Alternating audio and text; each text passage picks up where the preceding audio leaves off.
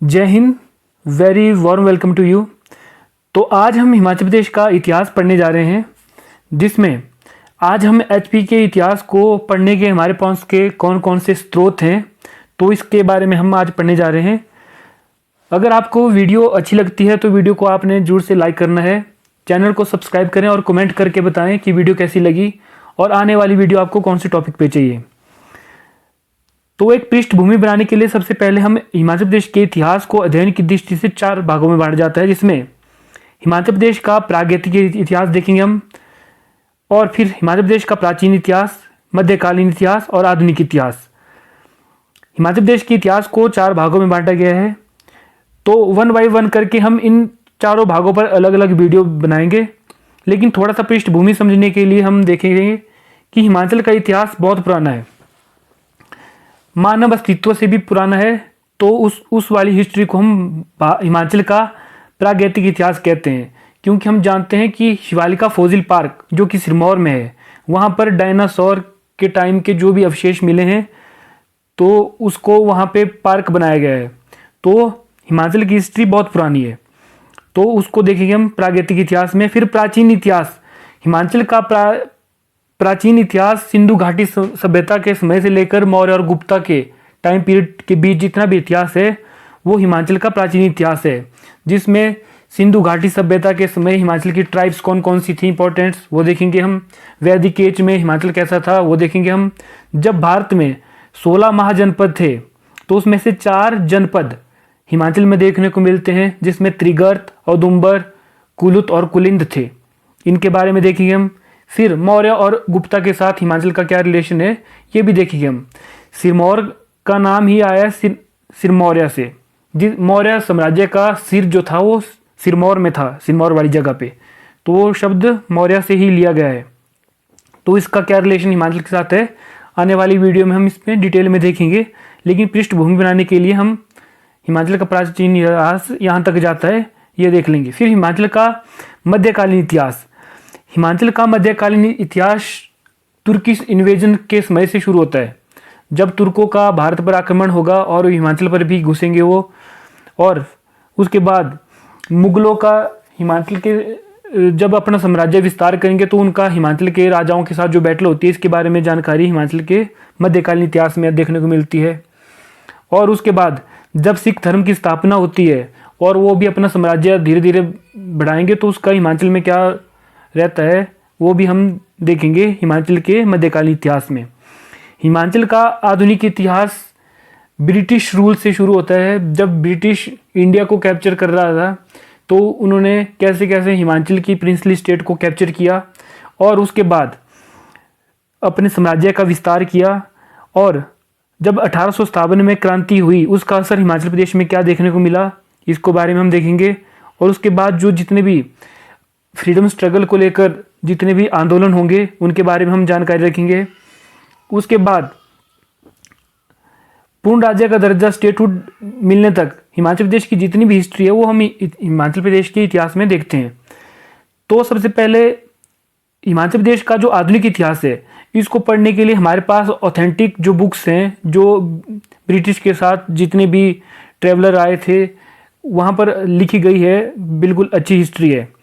लेकिन जो हिमाचल प्रदेश का प्राचीन इतिहास है उसको जानने के लिए हमारे पास जितने भी सोर्स हैं उनके बारे में आज हम डिटेल में देखेंगे कि कौन कौन से सोर्स हैं हिमाचल प्रदेश के इतिहास को जानने के।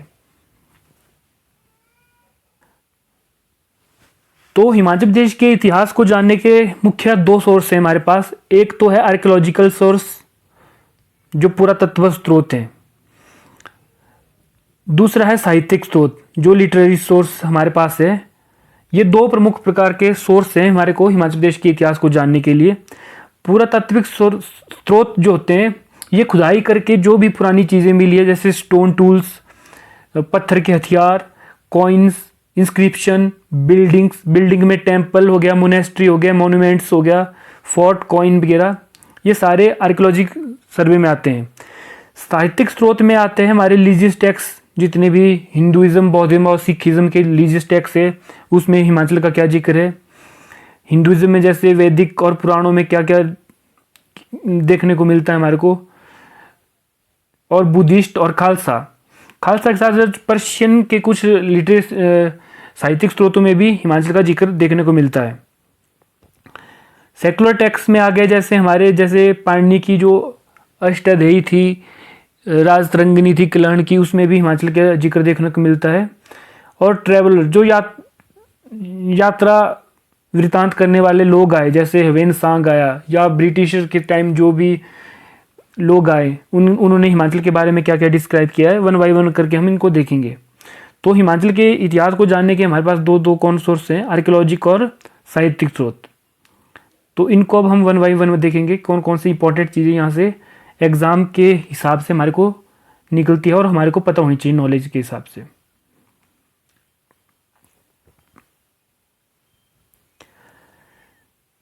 सबसे जो पहले पुरातत्विक स्रोत देखते हैं, जो हमारे एशियंट टूल्स हैं, पोइट्री है, जैसे जो पुराने मृत भांड मिले हैं कहीं पर खुदाई करके, स्टोन टूल्स मिले हैं, स्केल्टन, फॉसिल, जो अर्ली ह्यूमन से पहले जितना भी अवशेष देखने को मिलता है हमारे को, ये सारी जो इम्पोर्टेंट साइट्स हैं, ये आर्कियोलॉजिक सर्वे ऑफ इंडिया द्वारा जितनी भी खुदाई करके जितना निकाली गई चीज़ें हैं, उसके हिसाब से हिमाचल की हिस्ट्री को डॉक्यूमेंटेड किया गया है।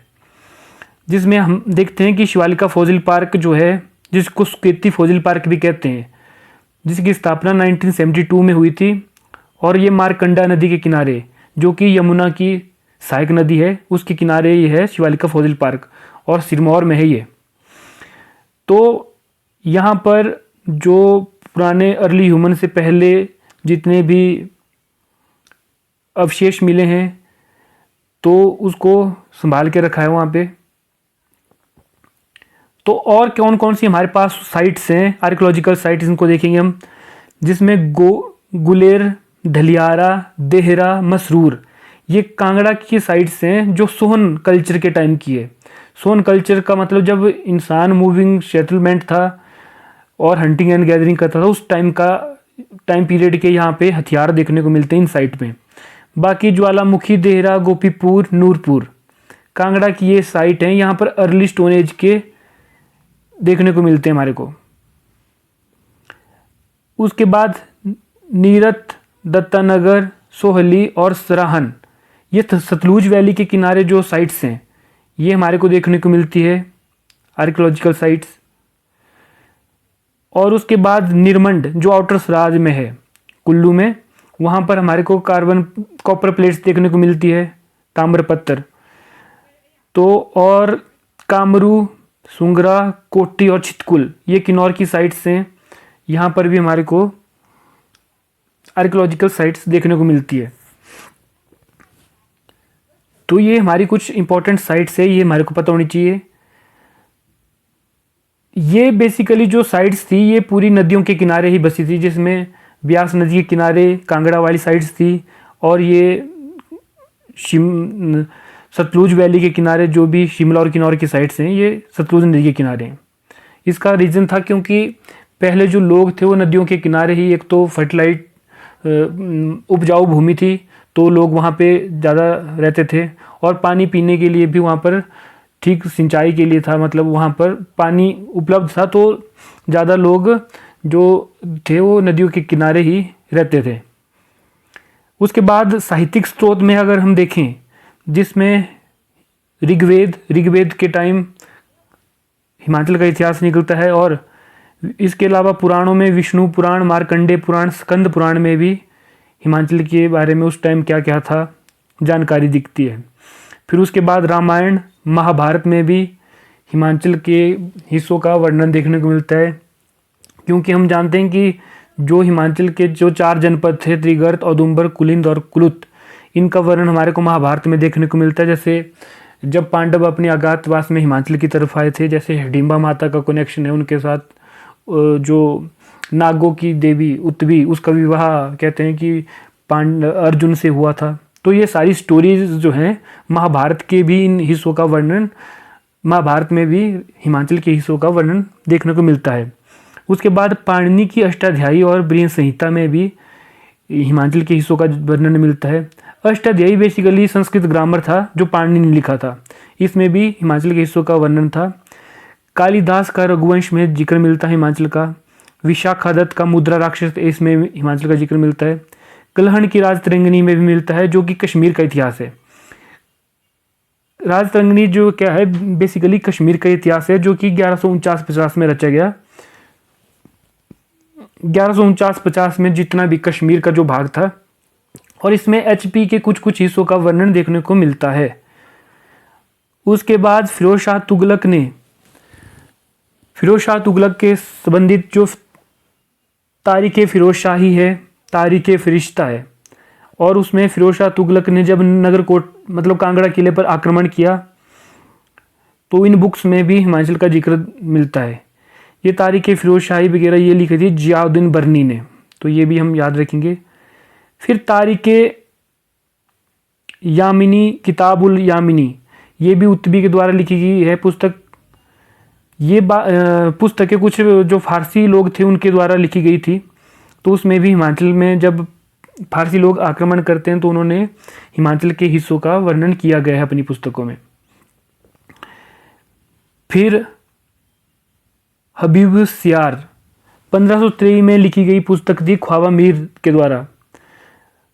तो इसमें मुगल रूल का मुगलों ने कैसे हिमालय पर रूल किया गया इसके बारे में लिखा गया है, तो उसमें हिमालय का भी जिक्र आता है, हिमाचल का भी। जहांगीर के समय तुजुके जहांगीरी, जो कि जहांगीर ने लिखी थी, उसमें भी हिमाचल पर जहांगीर का कैसे कैसे आक्रमण रहा है, उसने कांगड़ा किला कैसे जीता, और उसने कांगड़ा किले के अंदर जो मस्जिद बनाई, ये जानकारी हमारे को तुजुके जहांगीरी में मिलती है। और साथ में वहाँ पर जो दरवाज़ा बनाया था उसने, वो भी वहाँ पर मिला है कांगड़ा किला में, तो हिस्ट्री रिलेट करती है वहाँ पे। तैमूर का आक्रमण जब तुजुके तैमूरी में हमारे को जानकारी मिलती है। ये कुछ बुक्स हैं जो, इसके अलावा और भी कुछ बुक्स हैं, जैसे कि खालसा जो मतलब सिखिज़्म की जो धार्मिक बुक है उनमें भी कुछ हिमाचल का जिक्र जैसे मिलता है। जैसे आदि ग्रंथ गुरु ग्रंथ साहिब, विचित्र नाटक गुरु गोविंद सिंह के द्वारा लिखी गई जो पुस्तक थी। गुरु शोभा सेनापत के द्वारा लिखी गई। गुरु विलास भाई सुक्खा सिंह के। दबिस्तान मजाहिब मोशिन फामी, इन सिखिज़्म की बुकों में भी हिमाचल के हिस्सों का जिक्र होता है। बाकी जो अदर जो बुद्धिज़्म टेक्स्ट है उसमें भी थोड़ा थोड़ा हिमाचल का कुछ हिस्सों का जिक्र होता है, जो कि भोटी और तिब्बतियन भाषा में लिखी गई है। उसके बाद सिक्कों से हमारे को क्या पता होना चाहिए। सिक्के सबसे पहले 1809 में भूरी सिंह संग्रहालय की स्थापना होती है, जो कि हिमाचल प्रदेश का सबसे पुराना म्यूजियम है। कहाँ पे होती है? चंबा में। 10वीं शताब्दी में वहाँ पर चकली तांबे के सिक्के प्राप्त हुए। ये चकली क्या था? ये सिक्कों का नाम था। जैसे आज की डेट में हम जो मुद्रा को रुपए के रूप में देखते थे, तो चांदी के सिक्कों को उस टाइम चकली कहा जाता था।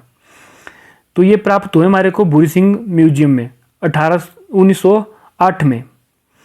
उसके बाद क्या होता है? 1974 में HP स्टेट म्यूजियम की स्थापना होती है शिमला में,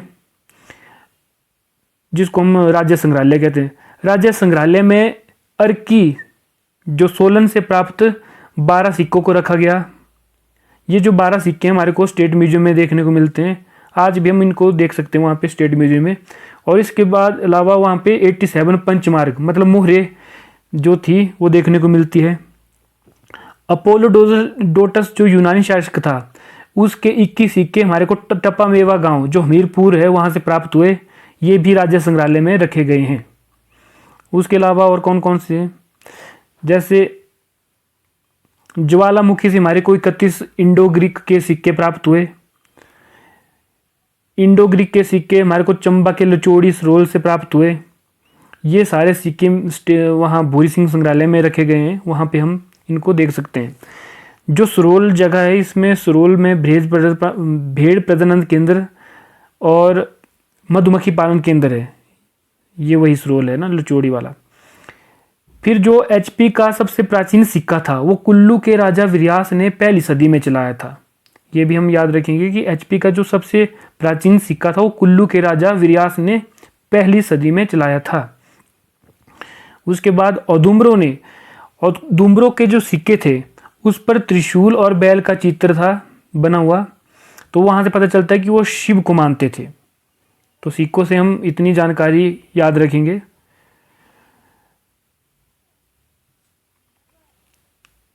उसके बाद शिलालेख।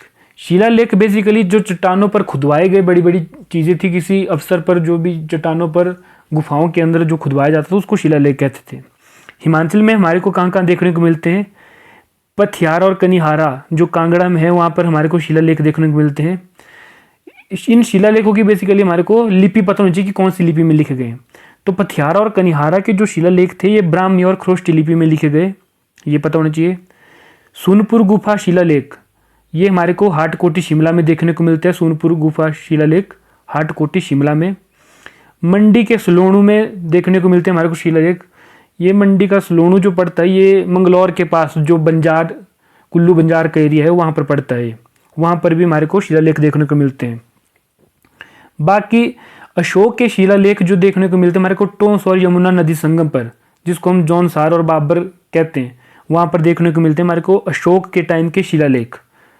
और उसी के पास में जगह है कालसी, वहाँ पर अशोक के द्वारा जो बौद्ध स्तूप बनाया गया था वो भी देखने को मिलता है।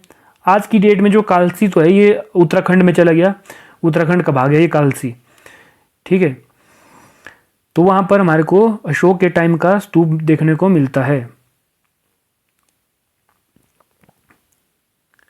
उसके बाद अभिलेख की बात करें तो इंस्क्रिप्शन क्या है, कहाँ ये होते हैं? बेसिकली मिट्टी पर लिखवाए गए या धातु पर या किसी पत्थर के लेख ये देखने को मिलते हैं हमारे को। बेसिकली इनकी जो लिपि थी शारदा, ब्राह्मी और देवनागरी हमारे को प्रमुख रूप से देखने को मिलती है। कौन कौन सी? शारदा, ब्राह्मी, देवनागरी और टांकरी। टांकरी मोस्ट इंपॉर्टेंट रहेगा। उसके अलावा भोटिया और तिब्बतियन भी हमारे को देखने को मिलती है, जैसे लाहौल स्पीति और किन्नौर के जो बौद्ध मठ है उसके अंदर। लेकिन मुख्य रूप से ब्राह्मी और देवनागरी और टांकरी है इसमें। तो फिर भूरी सिंह म्यूजियम में 36 अभिलेख देखने को मिलते हैं, जिसमें शारदा और टांकरी के सबसे ज़्यादा है। तो शारदा और टांकरी के हमारे को देखने को मिलते हैं अभिलेख भूरी सिंह म्यूजियम में। कितने हैं ये? 36। लेकिन यहाँ पर हम एक चीज़ याद रखेंगे कि ये जो अभिलेख हैं ये इंडो ग्रीक में नहीं है, इस लिपि में नहीं है, इंडो ग्रीक में, ये शारदा और टांकरी में है। गुप्तकालीन अभिलेख हमारे को कुल्लू के शिलारू से मिलते हैं, ये भी हम याद रखेंगे। फिर नेक्स्ट आता है आगे ताम्रपत्र। कॉपर प्लेट्स हमारे को 7वीं शताब्दी के महासामंत थे जो समुद्र सेन, इनका हमारे को कॉपर प्लेट मिलती है निरमंड से। निरमंड मतलब जो आउटर सराज वाला कुल्लू में जो भाग आता है उसको, उसमें हमारे को क्या मिलते हैं? 7वीं शताब्दी का महासामंत जो समुद्र सेन, उनके ताम्रपत्र वहाँ मिलते हैं। फिर चंबा के पास हमारे को 150 से प्लस ताम्रपत्र देखने को मिले हैं, लेकिन ये मुस्लिम काल के कोई भी नहीं थे, क्योंकि जो चंबा स्टेट थी थोड़ी हिली थी, तो वहाँ पर कहते हैं कि मुसलमानों का कम प्रभाव रहा है। तो और साथ में ही हिस्ट्री भी उनकी सेफ रही है थोड़ी चंबा की। और क्योंकि और जो जितनी रियासतें थी चंबा के सिवा उधर मुस्लिमों का अटैक हुआ है, जिससे वहाँ की हिस्ट्री थोड़ी सी हिस्ट्री में प्रभाव देखने को मिलता है, उनके तोड़े गए मंदिर वगैरह है ना। लेकिन चंबा इस चीज़ से बचा रहा, तो वहाँ पर उनकी हिस्ट्री सेफ रही है। फिर नेक्स्ट आता है वंशावलियाँ। इतिहास को जानने के स्रोत वंशावली भी महत्वपूर्ण है, क्योंकि पहले राजा महाराजा थे तो उनकी रियासतों का जितना भी लेखा जोखा था वो सारा राजपुरोहित रखते थे अपने पास, और राजाओं की वंशावलियों को भी राजपुरोहित संजो के रखते थे। मतलब राजा की पीढ़ी दर पीढ़ी कौन सा राजा कब बना, ये सारा इतिहास राजपुरोहित रखते थे। लेकिन बाद में विलियम मूरक्राफ्ट द्वारा सब प्रथम प्रयास किया गया वंशावलियों का। विलियम मूरक्राफ्ट द्वारा सर्वप्रथम प्रयास किया गया 1820-22 में वंशावलियों के क्रम में। फिर कैप्टन हारकोर्ट ने कुल्लू वंशावलियों का पता लगाया 1869-71 के बीच में। फिर अलेक्जेंडर कनिंघम ने क्या किया? बड़े स्तर पर प्रयास किया गया वंशावलियों को लेकर, जिसमें कांगड़ा, नूरपुर, मंडी, सुकेत, चंबा और राजौरी रियासतों की वंशावलियों को निकाला। और कनिंघम ने इसमें वंशावलियों में थोड़ा सा चेंजिंग भी किया, क्योंकि राजा ऊपर नीचे हो गए थे कुछ, तो वो भी याद रखेंगे हम। फिर नेक्स्ट आता है यात्रा वृत्तांत। ट्रेवलॉग। यात्रा वृत्तांत में सबसे पहले टॉलमी ने सबसे पहले एचपी का सबसे प्राचीन विवरणकर्ता हमारे को देखने को मिलता है। टॉलमी ये ज्योग्राफियन था, तो इसने कुलिंद का वर्णन किया है। उसके बाद हमारे को ह्वेनसांग 630 एडी में 30 और 44 एडी के बीच में कुल्लू और त्रिगर्त की यात्रा की थी। जैसे हम जानते हैं ना, ह्वेनसांग ने हर्षवर्धन के समय भारत की यात्रा की थी, तो भारत की यात्रा के क्रम में वो पूरे भारत में जगह जगह घूमा था। तो 630 से 44 तक वो कुल्लू और त्रिगर्त के बीच में रहा है। तो उसने बताया कि कुल्लू का उस टाइम कितना एरिया था, कुल्लू त्रियास्त का, और त्रिगर्त का एरिया कितना था। तो ह्वेनसांग ने भी अपनी पुस्तक में कुल्लू और त्रिगर्त का जिक्र किया है। तो उसके बाद कुछ ब्रिटिशर के साथ आए, जिसमें थॉमस कोरियाट, विलियम फिंच, ये जहांगीर के समय आए थे हिमाचल, भारत के साथ साथ हिमाचल भी आए थे। अदर कौन कौन से हैं ये इम्पोर्टेंट है इनकी डेट।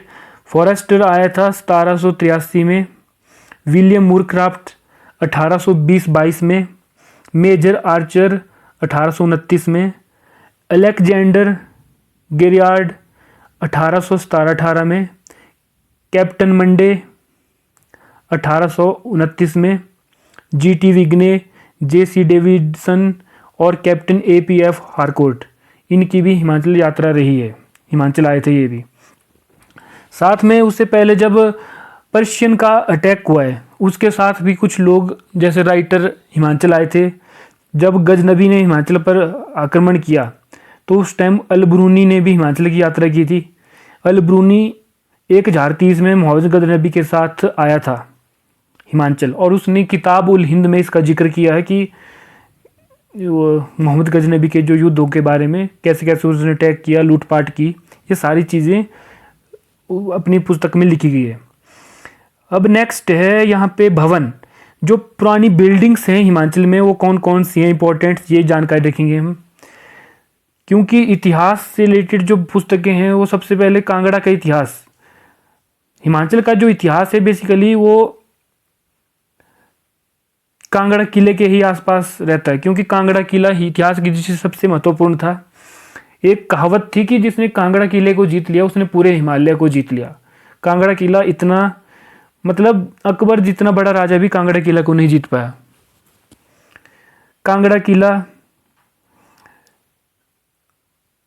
भरमौर के मंदिर, सिरमौरी ताल, कामरू किला जो सांगला में है, सांगला वैली, नग्गर, ताबो मठ बौद्ध मोनेस्ट्री, ये इंपॉर्टेंट पुरानी बिल्डिंग्स हैं जो हमारे को हिमाचल में देखने को मिलती है।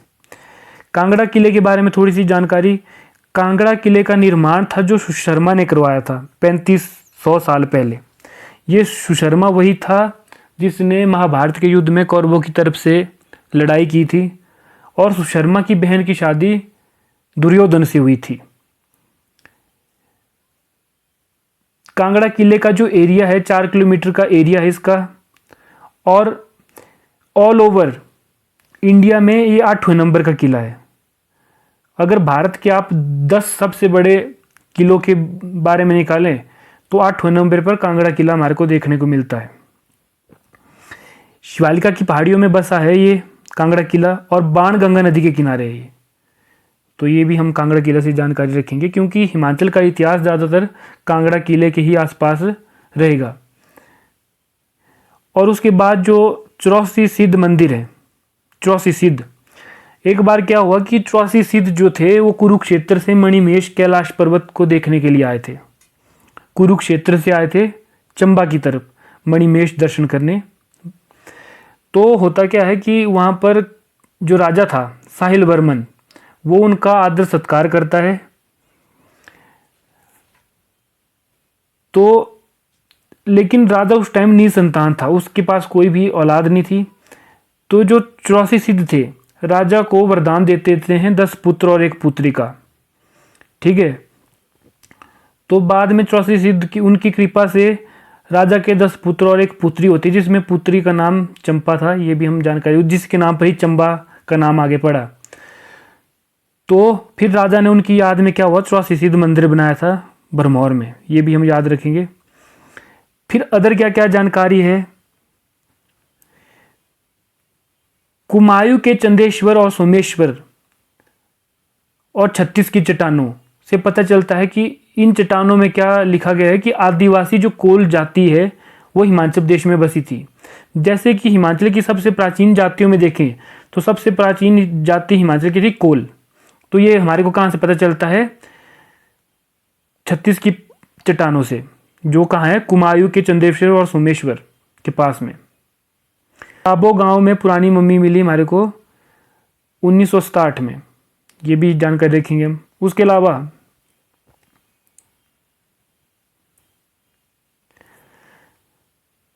1955 में एचपी में मानव के आरंभिक पहचान योग्य वाले अवशेष मिले, ये भी जानकारी रखेंगे। कब मिले मानव के आरंभिक पहचान वाले, 1955 में। कांगड़ा में पत्थर के हथियार खोजे गए, कब, यही 1955 में। किनके द्वारा, बीबी लाल और जीसी महापात्रा द्वारा।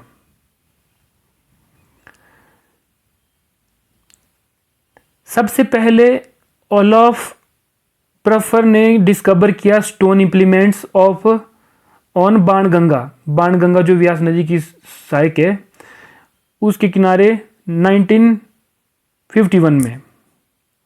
मतलब जो भी पुराने समय के हथियार सबसे पहले खोजे गए किसके द्वारा, ओलॉफ प्रफर के द्वारा। कहाँ पर, बाणगंगा नदी के किनारे।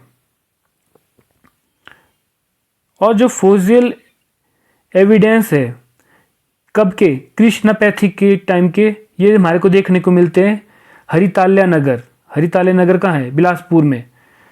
अर्ली ह्यूमन से पहले के यहाँ पर देखने को मिलते हैं हमारे को फोसिल, ठीक है। तो ये जगह कहाँ पे है, हरिताल्या नगर, बिलासपुर।